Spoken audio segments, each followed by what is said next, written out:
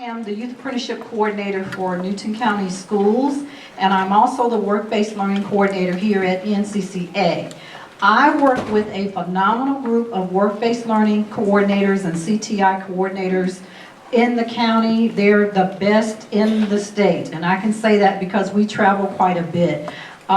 We are going to break down little bits and pieces of work-based learning, and we're going to give each person a chance to talk. So parents, students, and employers, please pay close attention to what we're about to say. We're going to have questions and answers at the end, so hopefully you'll have questions, and we'll take care of those at the end. With career-related education, this is our vision statement for Newton County Schools. You can see that up there. We develop students into a marketable workforce by collaborating significant, successful relationships between education, business, industry, and community. There are some of our goals for work-based learning and the Youth Apprentice Program. I'm not going to read each one, but you can kind of just take a look at some of those. Obviously, being in the work-based learning program this year, we are, trying to promote some of these things to the students and to your children. Workplace foundation elements, personal qualities. Employers are looking for individuals with self-esteem, individual responsibility, self-management, sociability, integrity, and a team player. We've got basic skills and also thinking skills. What I want to do that I feel is important is just share some information with you that has just come out from the Department of Education. There's quite a bit of research that's just been done on reasons that school students do not get hired, reasons that they get fired, and then characteristics about what employers like about hiring students. There's some of the personal qualities. Some other ones up there that I didn't touch on is health and fitness, good personal appearance. Make sure when you go to work, you have good personal appearance, and be okay at accepting criticism. Okay. Attendance policy, please. We get a lot of phone calls throughout the year about students and attendance, not calling in enough time to where the employer can find somebody to cover a shift. So just make sure you're aware of your attendance policy at work and what they expect. Okay. Alright, and there's just some things on cooperation. Obviously you guys, hopefully everybody in the room knows this. In order to keep your job, you need to be polite and you need to be respectful. Okay, and the last thing is constructive criticism. Just be aware of what that is.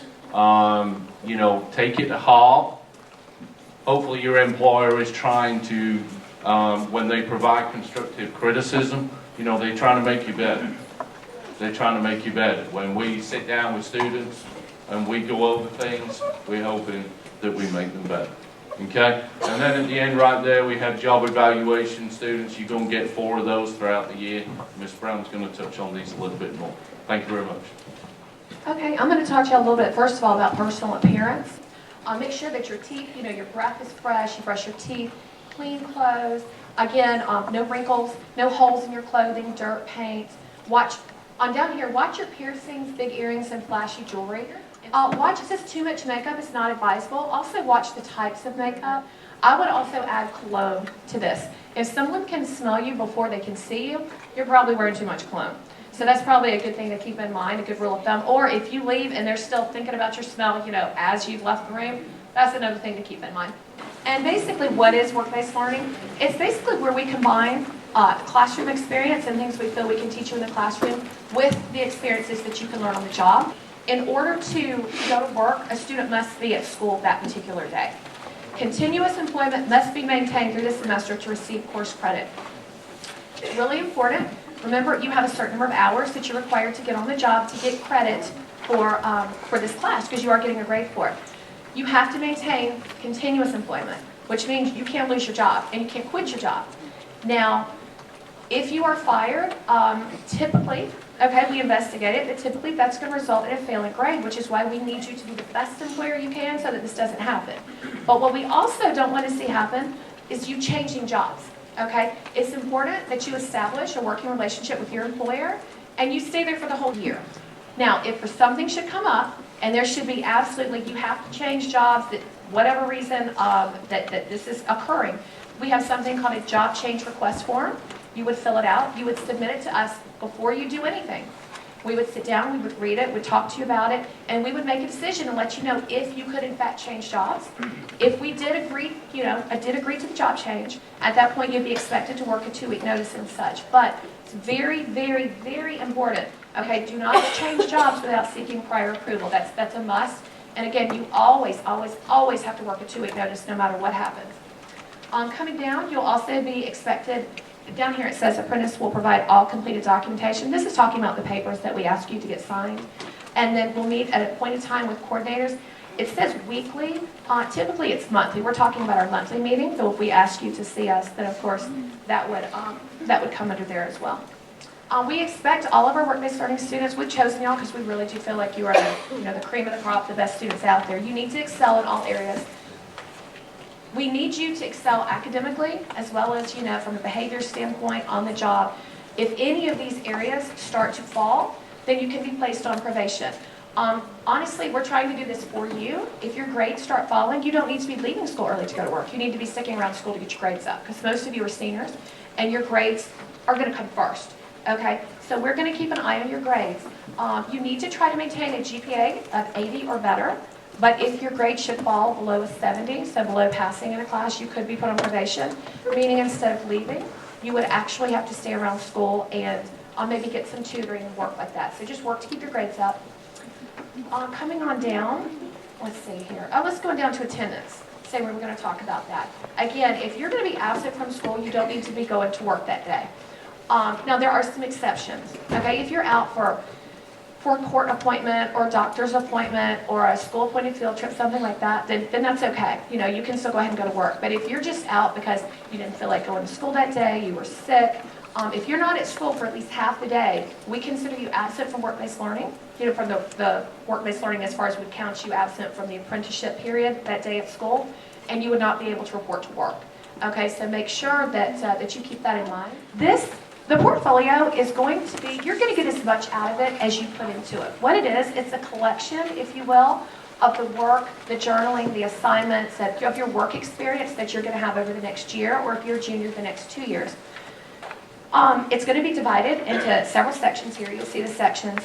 And it basically demonstrates the learning that you have achieved through your internship. You are going to have what's called I call it the monthly hour report or the work experience report. It is monthly. That up there says weekly, but it is monthly. It's the account of your hours.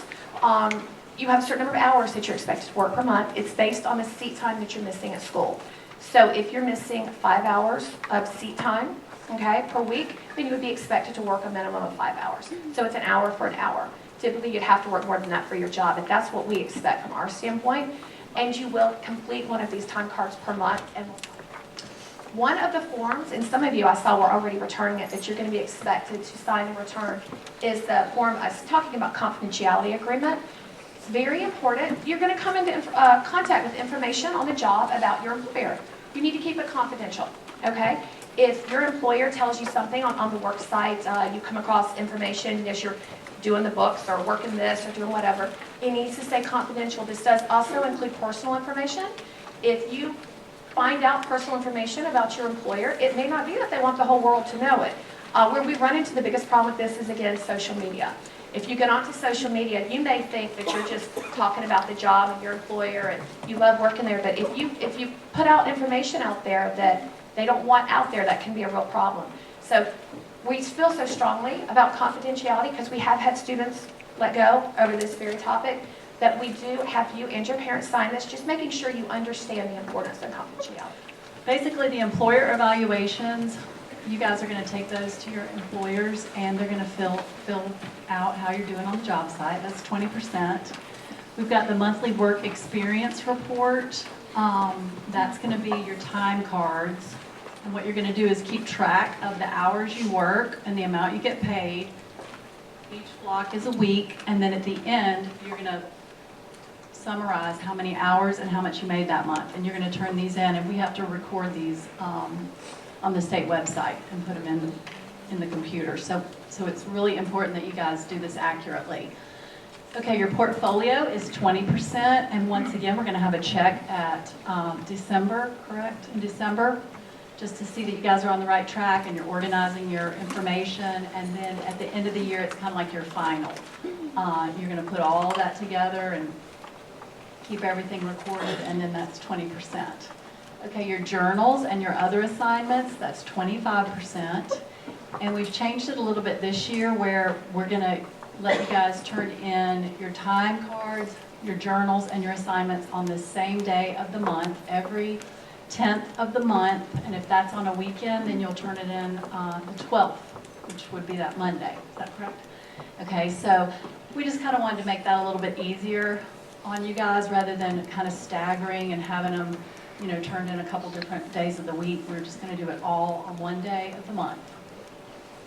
Okay, and then class participation and professional learning.